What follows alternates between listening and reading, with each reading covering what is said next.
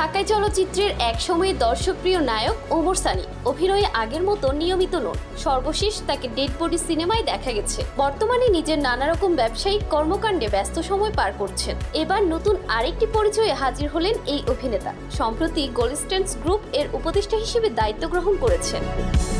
ওমর সানি বলেন, গোল্ডস্টান্স গ্রুপের অ্যাডভাইজার হিসেবে যুক্ত হয়েছি। গুলশানের অফিসে নিয়মিত বসছি। আশা করছি ভালো কিছু হবে। চলচ্চিত্রে অভিনয় থেকে কিছুটা দূরে থাকলেও সমাজ ও দেশের উন্নয়নে ভূমিকা রাখার ইচ্ছে থেকে নতুন দায়িত্ব গ্রহণ করেছেন বলেও জানান ওমর সানি। ব্যক্তিজীবনের চিত্রনায়িকা মৌসুমীর সঙ্গে ঘর বেঁধেছেন। বিভিন্ন সামাজিক ও জনকল্যাণমূলক কাজেও সম্পৃক্ত ওমর সানি। তার এই নতুন যাত্রা ভক্তদের মাঝে নতুন আগ্রহ ও কৌতূহল তৈরি করেছে। ওমর সানি 1992 সালে নূর হোসেন বালাই পরিচালিত এই নিয়ে সংসার চলচ্চিত্রের মাধ্যমে তার চলচ্চিত্রে অভিষেক ঘটে। এরপর চাঁদের আলো, দোলা, আখেরি হামলা এবং মহৎসহ একাধিক ব্যবসা সফল সিনেমায় অভিনয় করে দর্শকের হৃদয়ে জায়গা করে নেন। Jannatul Tahsin, FTV news.